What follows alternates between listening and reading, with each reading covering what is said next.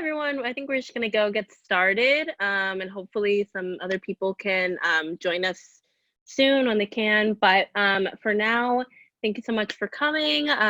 Excited to get started on our series to focus on kind of like the SDGs and what that looks like in terms of our projects this semester during our time at the Millennium Fellowship. So yeah, first we're just gonna start with some introductions. So kind of introduce yourself, what school you're from, and what project you'll be working on. So I can go ahead and start.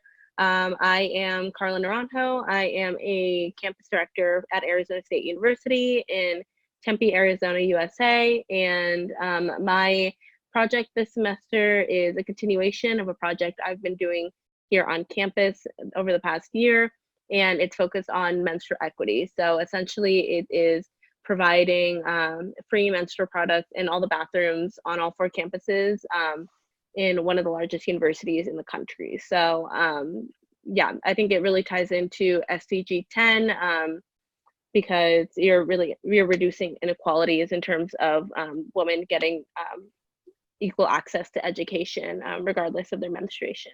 So yeah, Feba, you want to go ahead and introduce yourself? Yeah. Hi, my name is Feba. I'm also the co-campus director at Arizona State University. My project is focused on SDG 3, Good Health and Wellbeing. So my project is called the Student Health Outreach for Wellness Health Initiative. So this is a student-run free clinic at Phoenix, Arizona, and we pretty much serve the vulnerable populations. Every year we have a health fair around November. And at this health fair, we provide health assessments, screenings, and other resources for individuals experiencing homelessness. So I want to expand this project and integrate my ideas and I guess our ideas into other student-run free clinics. Yeah, and Mariana, you want to go ahead and introduce yourself? Yeah, my name is Mariana. I'm from Mexico, Monterrey, Mexico. My university is Universidad de Monterrey, and I am working on a project that focuses on SDG 4, quality education. And it is about developing a program of like complementary education for kids and for teenagers, where they can learn from topics that are really relevant nowadays and that maybe they don't get to see at school. And the objective of that is to like make them a little more sensitive to these topics in order to have a better society in the future. Great. And Tendai, am I saying that right?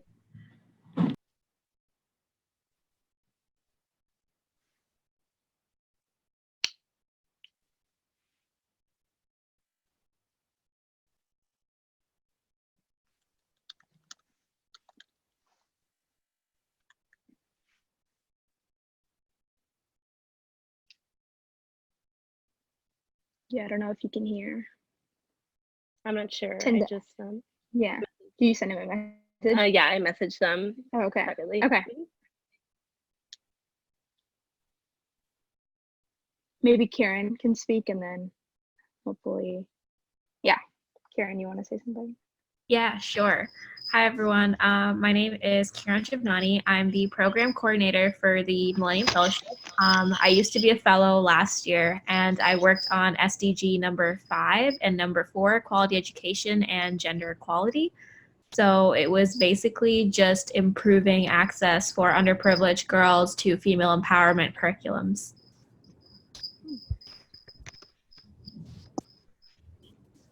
Hi guys, can you hear me? Yeah. Yes. Sorry, my apologies. I had a bit of a network breakdown. I'm Tendai Dara from Zimbabwe. I'm the campus director for a NAST here in Zimbabwe, and we are working on a project called Pillar of Hope Foundation, where we are trying to promote access to quality education. So basically, we are focusing on SDG 4, although we extend to the other SDGs, where we are trying to focus on young people in climate, and as well as SDG 17, where we are promoting partnerships in the implementation of projects. Great. Awesome. Well, thank you for sharing, and thank you everyone for introducing yourselves. Yeah, we are just going to go ahead and get started since this conversation hour is focused on SDG 10, reducing inequalities. We can definitely go around and talk about how your projects directly relate to your SDGs and basically how you think your project is going to help develop these SDGs at the global level. As you guys are aware, the SDGs are pushed from by the United Nations. So kind of explaining not only why you chose that SDG with your project, but how is your campus project going to help increase social impact on a global scale.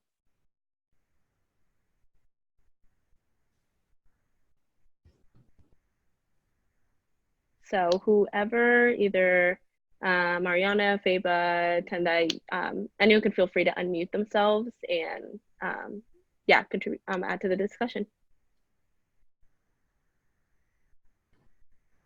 Yeah, so I can go ahead and start. So, so my project is specifically focused on reaching the vulnerable populations, and I know that SDG 10 is specifically focused on reducing inequality within and among countries. And I found it really interesting on the UN.org website itself. It talks more about poverty and how we can kind of tackle those issues even at like a student level. So coming up with organizations and partnering with other student-led organizations, seeing how we can come together and even just form ideas. So I know that even in our session last time, we had a meeting last Saturday and we kind of tackled on the issue of just not referring to the community as the community and seeing how we can kind of come together as one. I think that's really important, seeing each other eye to eye and not like, oh, like we're better than them since we're here and they're there. Kind of seeing them as like, again, at the end of the day, we're all brothers and sisters, and we have a role in society to help one another. And even though my project doesn't specifically have to do with SDG 10, I definitely could see how they're interconnected because so again, I want to refresh everyone. My project is mainly focused on gathering data on how we can treat the vulnerable population in Phoenix, Arizona, but it can be expanded into other countries and other locations as well. In terms of like if our method works here, maybe we can translate that elsewhere. So every November we do a health fair, and in this health fair we do like health screening. So we check their blood pressure, diabetes, like to see if they have diabetes. So we perform all these like free screenings for them, for the homeless population. And instead of just doing it maybe once in November, maybe we can make it like a weekly thing or a bi-weekly thing. But do you guys have any like ideas on that? I guess like any anything that works in your guys' student organizations?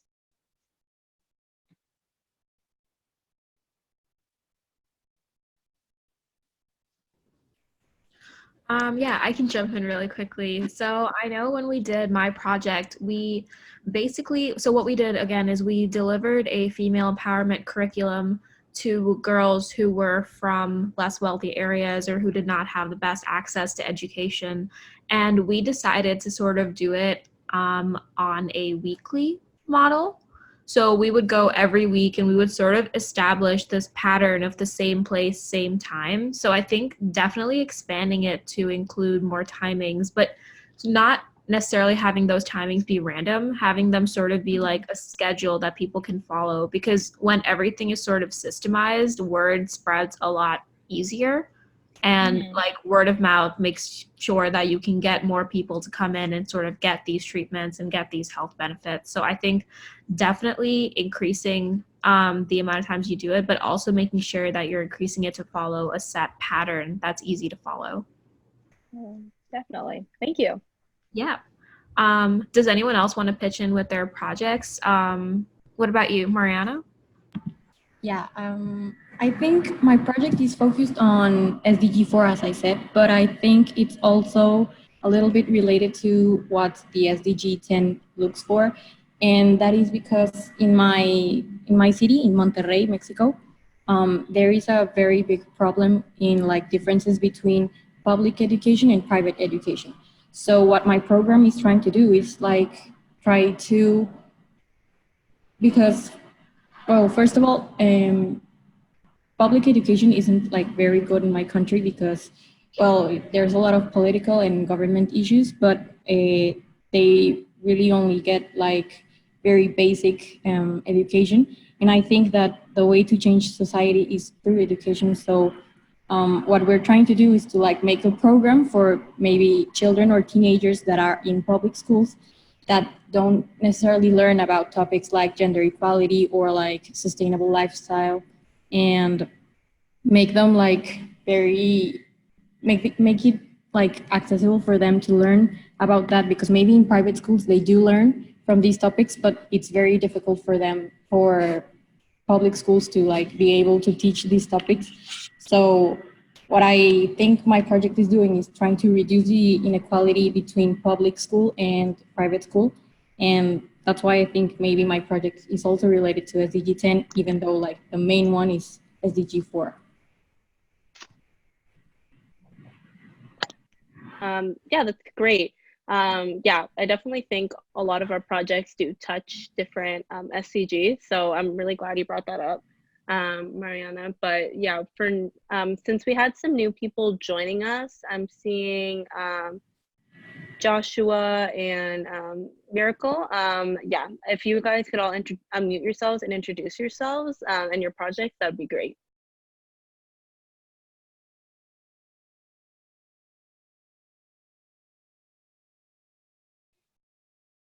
Joshua, why don't you start?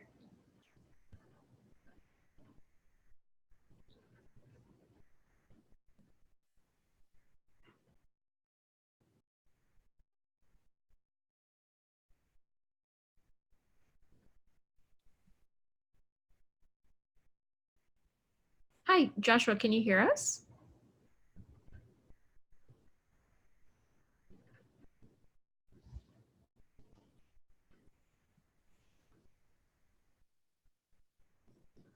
Okay. Yeah, I did message him privately, so. Okay, that's okay. We can have Miracle start till then. Okay, perfect. Yeah, Miracle, if you can go ahead and introduce yourself, that'd be great. Hello, everyone. Good day. Hello, everyone. Can you hear me? Yeah. Yeah, good, everyone. My name is Miracle Adeshudom. I'm an MCM alumni. I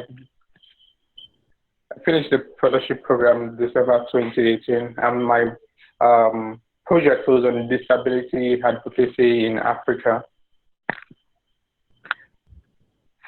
So I heard of today's web session, so I'm integrated to open. Thank you. Great. Thank you so much for tuning in. So I don't know if Joshua can hear us or not, but what we can do is we can just continue with the conversation.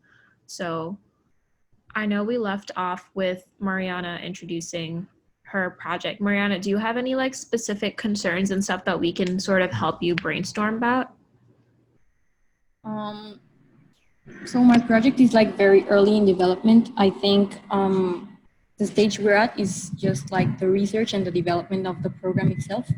And I think what we have been doing is we have been investigating in books, in articles, in documentaries, and we have been going with experts like psychologists and teachers and people that are involved in these kind of projects, so they can give us an advice. And so far, we haven't had any problems because I think research doesn't really give any problems normally. But I do think, I don't know, like it's a lot of information, and I think I am having troubles in in getting it all together to create a program that is like very summarized. I think that is what my main problem is right now. And like I want to give as much as I can, but I also know that there's like limited time for the project, and there's some, because the organization we're working with, they're only gonna let us go with these kids at like 2 hours a week. And the program is only 15 weeks long. And I think there's a lot of information that I want to include in the program, but there's also very little time for me to like develop it. What's the age group of these kids?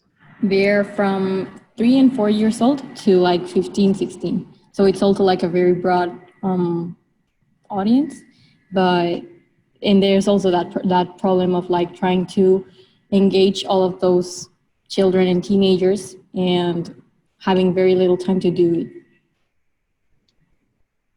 Yeah, so I know my project was extremely similar. We worked off a curriculum and it was only like 2, 3 months long. So I know what worked really well for us was we literally set up a curriculum book beforehand with lesson plans, and then we would print out those lessons plans and give it to each student so that they could sort of follow along, and it would be a lot easier, and especially for the younger kids because they get distracted so easily. That really helped us a lot. So I think if you're having trouble sort of compartmentalizing all of it and putting it all together, sort of sort it out by themes and then literally print up like 1-page lesson plans. Like make sure all of your information can fit on 1 page. Then you're keeping the stuff that's really essential and you're kind of like maximizing your time.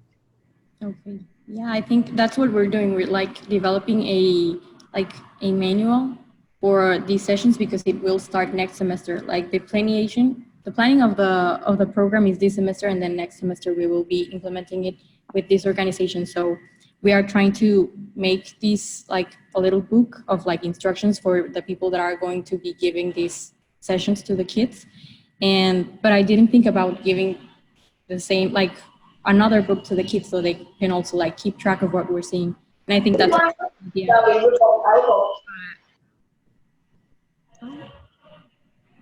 I think someone else joined us.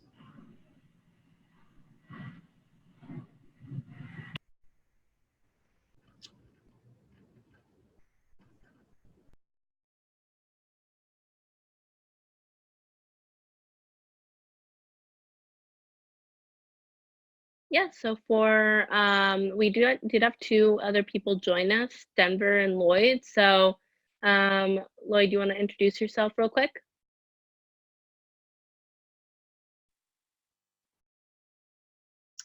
Hi guys.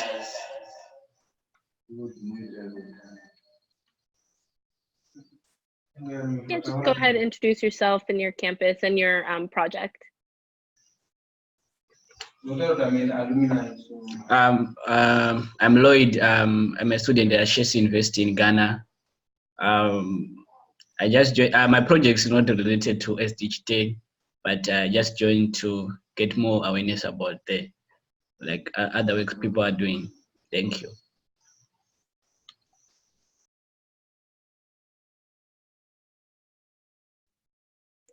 Thank you for introducing yourself. How about Denver? You want to go ahead?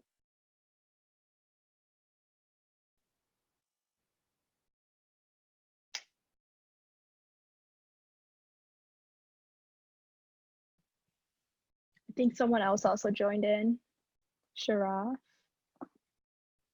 as well. I don't know if Denver can hear us. Yeah, can you hear us, Denver? Hi. Yeah, Denver or Sharaf, either of you guys, can you introduce yourselves?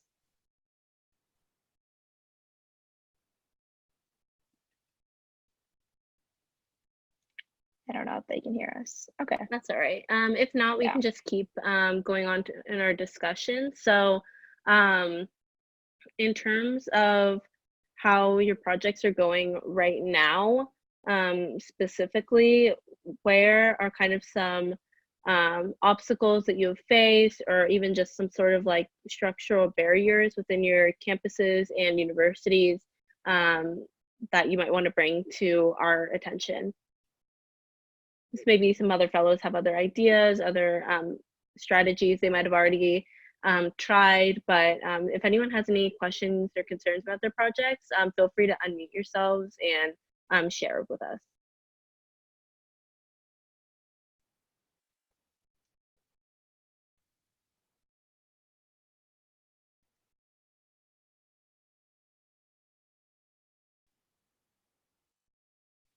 Yeah, we have a few people joining in. It's just, I don't know if they can hear us. But yeah, just feel free to kind of talk about your project, even if you don't have any issues, just kind of introduce yourself, what your project specifically is.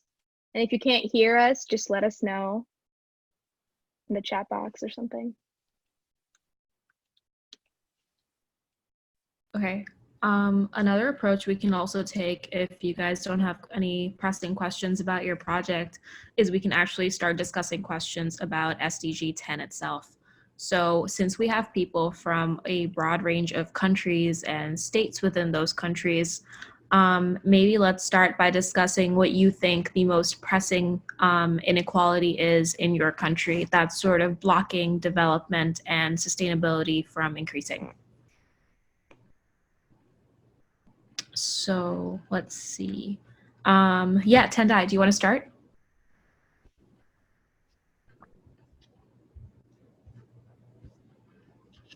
Yes, hello. Yeah, I can start. I briefly introduce my project. It's not directly related to SDG 10, but I'm sure somehow these SDGs, they are interlinked. So my project is kind of the same with Mariana's project. We are focusing on SDG for rather because we're doing the same project as a team. So what we are doing, we are identifying rural communities, I would say vulnerable children who are living with, let's say, single parent. They could be orphans, or they could be those kids or children who are coming from the outskirts of the town, where you discover that when you are in countries, most of the countries in Africa, there are places that are not accessible, and it's even difficult for the government to actually try and mobilize resources for them to be able to educate these kids. So our project is actually trying to get to help these young people or these kids to discover who they are, because we realize that there is great potential in those minority population, or in those communities that are being neglected.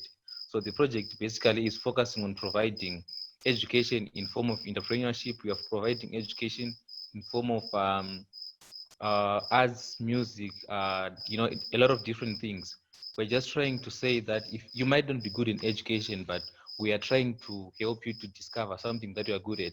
So the project is basically trying to help those children that are being left out when we are considering whatever program that we are running. So I feel like that in as much as our project is not directly related to SDG 10, I do believe, one SDG is interlinked to the other. You realize that with education comes poverty eradication, with education comes gender equality, because once you're educated, that when you get to understand that gender works this way, and you get to understand that everyone is equal. So I do believe that me joining this meeting is a very important thing, because I understand that somehow would need to ensure that we interlink these SDGs so that we can be able to make a great impact in the community that we're working with.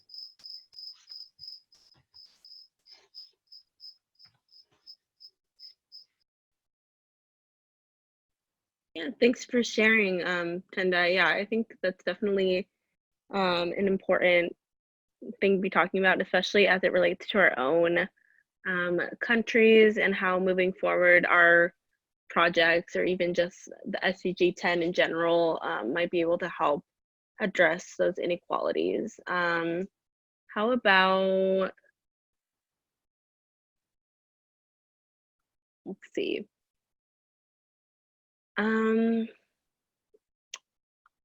Amar, would you want to speak a little bit about kind of like inequalities in your country, and go ahead and introduce yourself?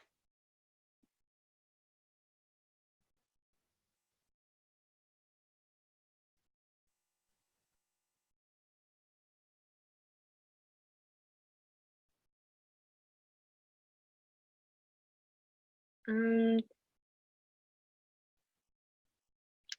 I think someone just said they can't hear our voice. Sharaf's having a problem hearing us. It might be when you hit the microphone, it'll put select a microphone and select a speaker.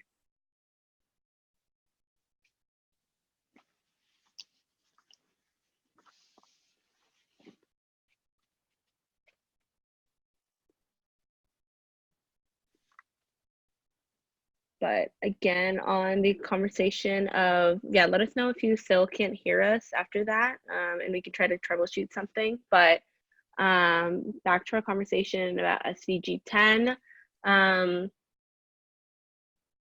Yeah, I definitely think that in terms of inequalities in the United States, a lot of it is for what I believe to be political inequality. So in a lot of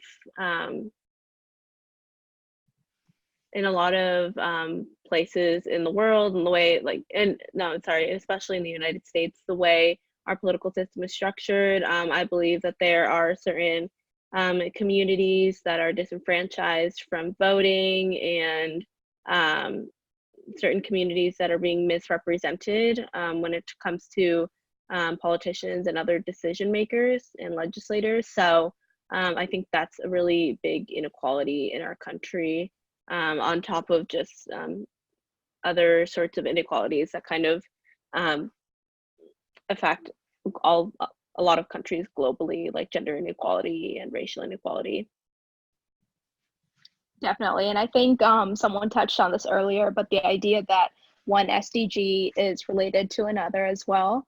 So given like if you're homeless, if someone is homeless, they're probably not given like education, and how all these different SDGs come together. So I think this is like a really cool conversation that we're having in terms of like how because we tend to, like, when we're in our own projects, we're looking only at one SDG, but kind of thinking about how SDG 10 specifically relates to our own project.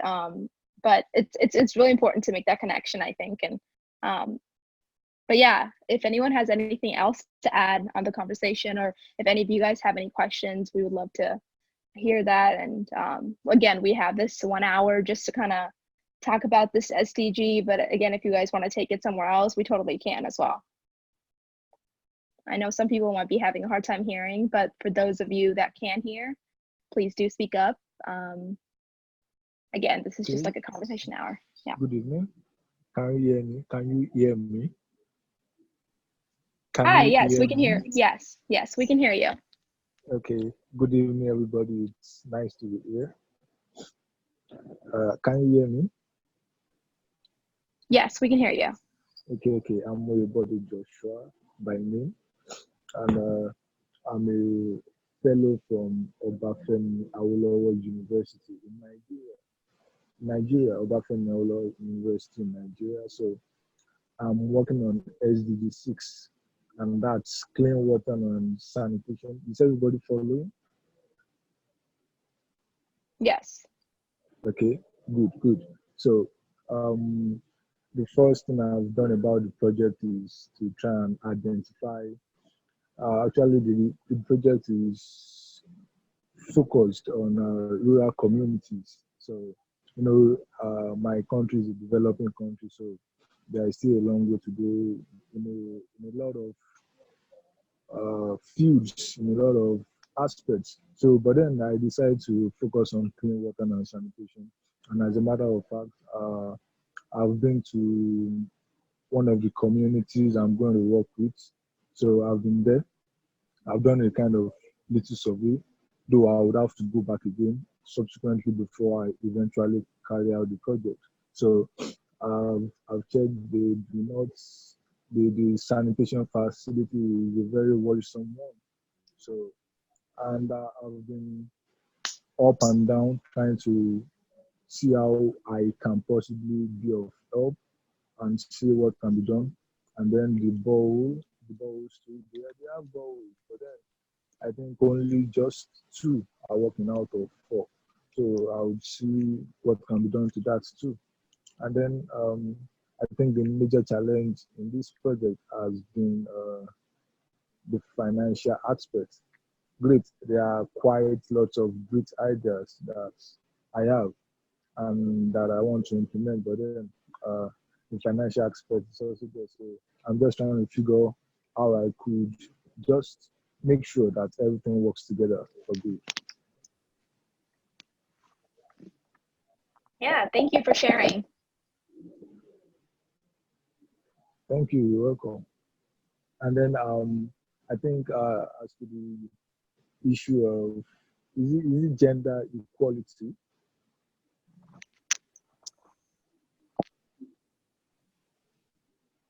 Can you hear me? Okay. I said we were talking about the issue of equality. Is it gender equality? It is any type of inequality. Gender inequality can be included, but the SDG is, yeah, just any sort of inequality. In the SDGs we have gender equality and then we have reduced inequality. So I think the two, though gender equality can possibly come under reduced inequality because there is inequality in almost all facets of life. So, and as to gender equality, I think in my own country here, there has been some commendable moves to ensure that women have a greater participation in the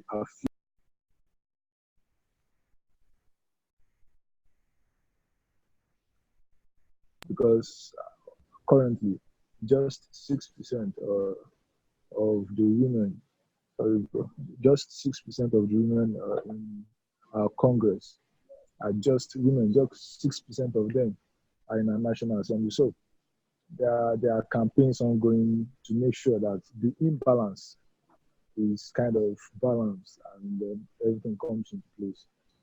And then when it comes to the issue of inequality, that one is just a very broad subject on its own because inequality cuts across all facets of life. So, and that's a very, very, very hard subject to just curb. But then I think we just have to keep trying in our own little way to make sure that with our own little efforts, we do the best we can to reduce inequality in our various communities, societies, and countries.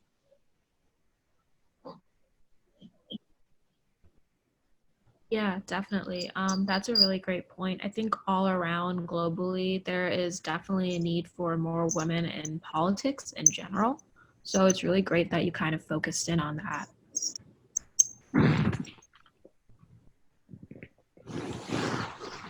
Okay, I think we had some more people join. Lloyd, do you want to go next?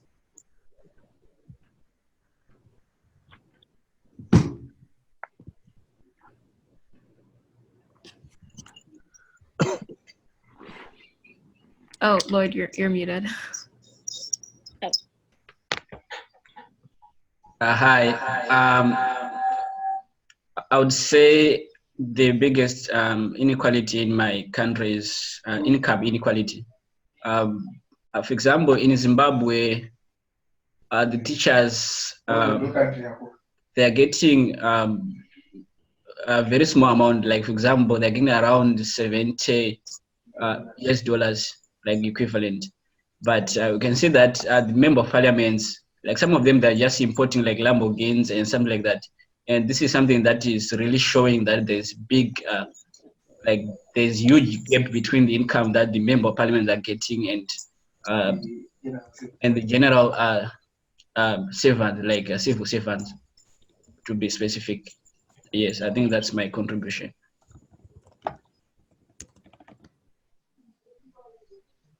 Great. Thank you. Yeah, no, thank you for sharing. I definitely think income inequalities, great barrier that we spend.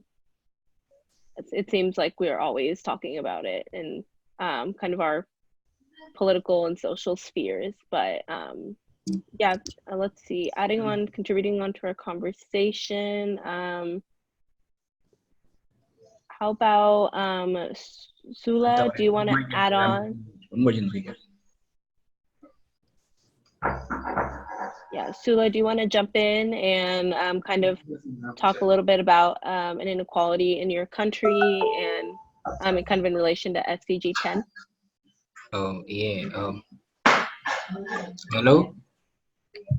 We can hear you. Okay. I think for us, the most highest inequality that we have is, like Lloyd said, in their country, is its income inequality.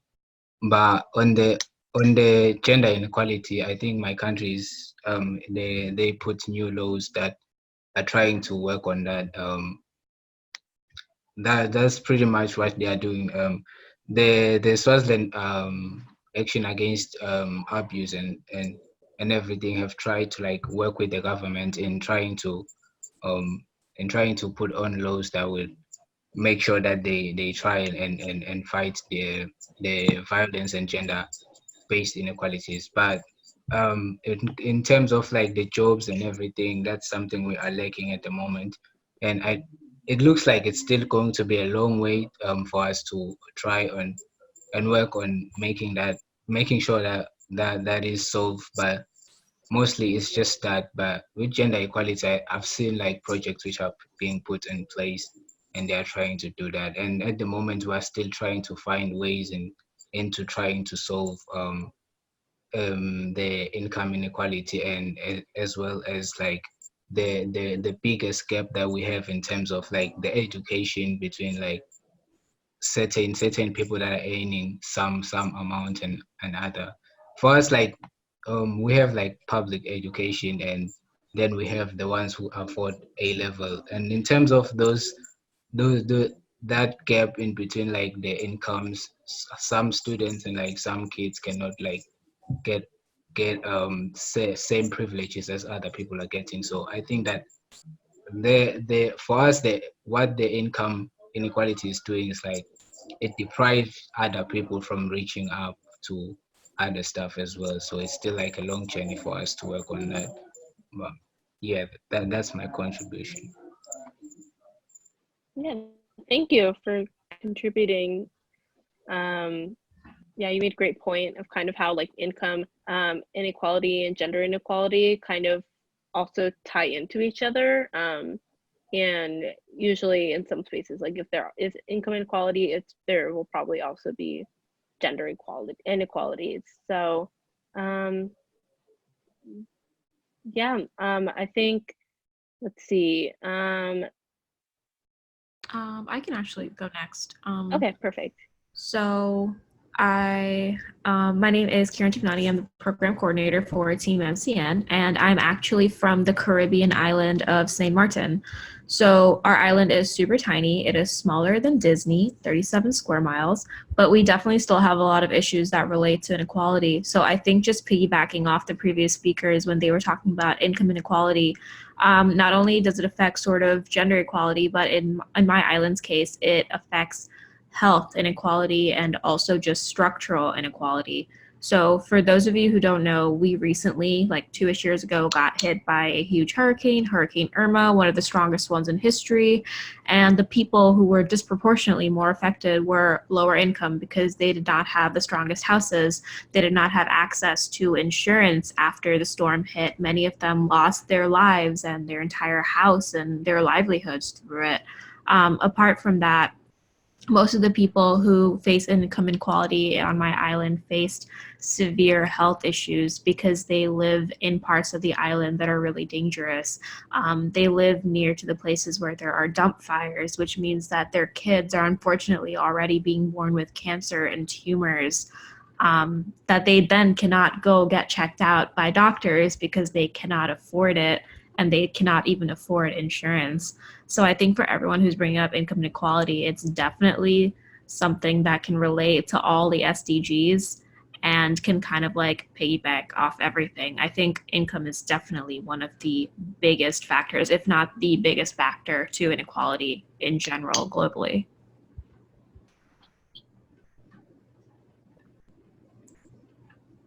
Yeah, no, that's great. I definitely agree that income inequality is something that it seems like we're always talking about, and it's because it's something that, like you said before, touches every other aspect of inequality.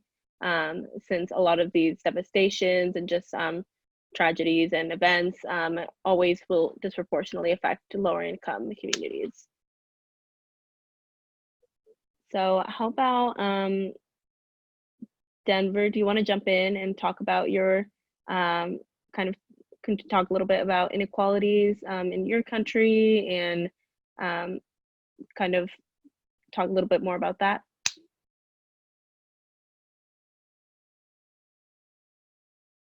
Hi everyone. So I'm Denver from Zimbabwe, and I'm an MCN fellowship alumni, class of 2018. So my project is not about inequalities. We're working on SDG 14. So we are the past Oceans Prize winners. Talking about the inequality in my country, is what I think is the most inequality is gender inequality. So I have an experience. I had a classmate in grade 6. So like there are some churches which still say that our girls should not continue with education. So when they get to around grade 7 or Form 1, they say that girls are supposed to stay home and like get married. And some of them, they are even like taken into arranged marriages without like their without them fully agreeing to it, or without them even agreeing to like what will be taking place. So I had a classmate called Rhoda in grade 6. She was forced to marry an old man, and like what pains me the most was that the girl was very very good in terms of academics, and I could see a bright future for her, and then her life or her future was just like decided by someone else like that, just because of something like religion, or the church says this, the church says that. And I met her like a year ago at some hospital. She had 3 kids, and the situation I saw her in, like it wasn't very pleasing. And I blame it all on religion, and like how the elders in the church still have the notion that girls should not continue with education. So for me, the main problem is like there are projects and like advocates trying to um, fight for girls to continue with education and all stuff like that. But then the main problem is that like those advocates, or the message doesn't get to rural areas where the problem is most prevalent. So we encounter this problem most in rural areas, and the message doesn't get there quite often for this problem to be solved. So if we could find like a solution, or I don't know, a strategy of like making sure that the message gets to everyone across the country, because like some countries in sub-Saharan Africa, we still have like very remote areas where people do not access like television, do not access social media. So like they do not get to know what's happening around the entire world. They do not get to know how the world is changing, and like everyone is moving forward, and we are trying to achieve like this good level of equality where everyone is given the same type of opportunities, same amount of opportunities, like, and everyone is allowed to pursue with their education. So like that's another problem I noticed from my area, and with the experience I just shared of someone who I thought I could go further with her life if she had not been involved in such a mess. Yeah, thanks, Denver. So, yeah, if anyone else has any other things that they'd like to add, now would be a good time, since we're reaching kind of the end of our conversation hour. So let's see if anyone hasn't already shared. Yeah.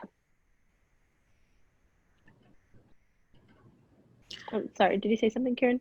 Oh, yeah, I was gonna say, actually, for everyone who's from Zimbabwe, we had a previous person in the Millennium Fellowship. Maybe you guys know her. Her name was Chantal. She was also from Zimbabwe, and she just started the Little Dreamers preschool.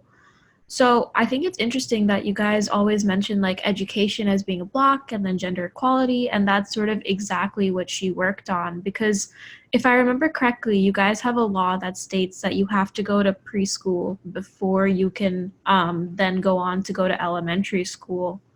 But preschools are like crazy expensive in Zimbabwe. So it literally just blocks out an entire class of people who may not be able to afford it from getting that education. So I think it's interesting that like everyone in the country that I've spoken to personally through the fellowship is very aware that education is kind of the number one factor here along with income. And it starts as early as preschool. Like to me, that's crazy that it's that big of a problem where it doesn't even start later on, like in high school. It's literally from preschool.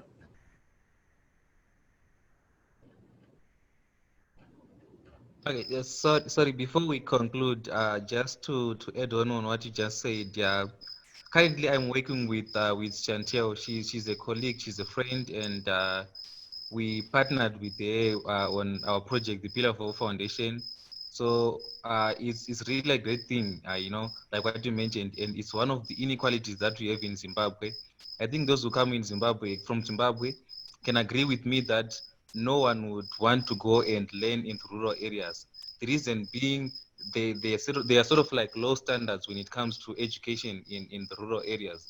So you discover that there is so much inequality in terms of education, and you realize that preschools are more expensive than secondary education, and you wonder why preschool is so expensive when it's actually the elementary stage where someone will be trying to to discover and realize their what they're good at. I would say what they're good at or their passion.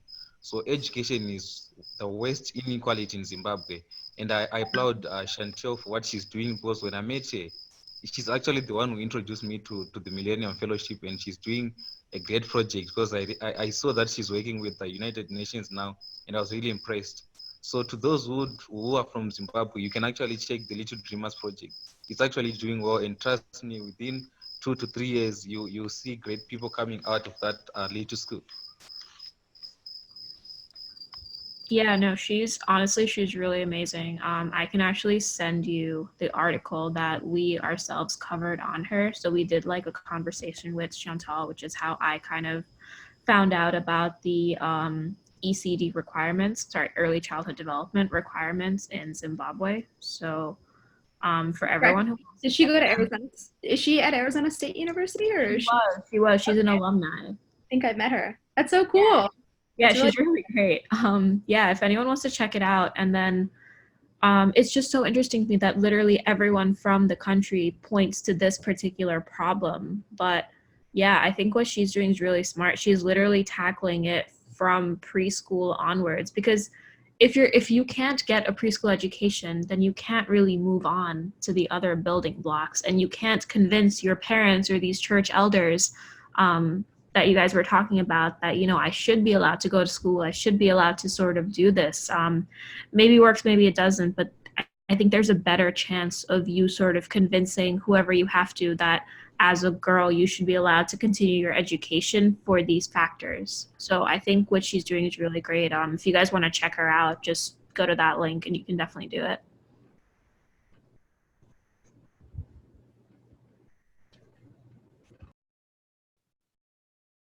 I know, that's awesome. Yeah, I just made the connection. As soon as Faba said that, I was like, wait a minute.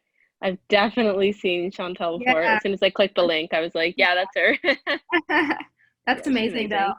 It's so important to tackle issues like this, and the fact that she created a preschool is like really inspiring. Like even like so, this is like I guess like we could use it as like inspiration. Like if we have a project so passionate, we can kind of do anything that we want with this. But yeah, that's really cool. Thank you guys for sharing.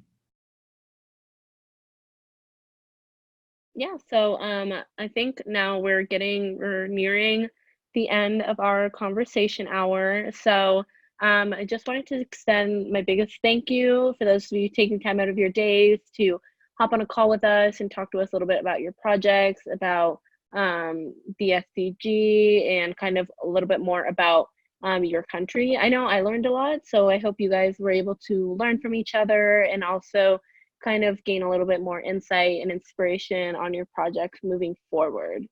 But yeah, please keep a lookout for other conversation hours in the future. But on that And note, feel free to tell tell your fellows as well, if you guys are campus directors or if you guys are fellows yourselves, encourage your other fellows to be a part of this conversation. The more people that we have, the more years, the more insight that we can have into the different SDGs. So definitely advertise this if you guys feel to do so. But thank you so much for joining in.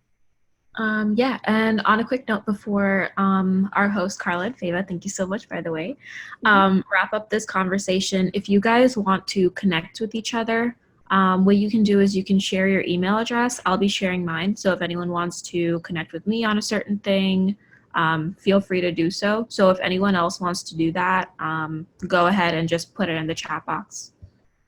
Then do we have access to these email addresses like after we leave the meeting, or is it only like right now? I would copy and paste them to something right now.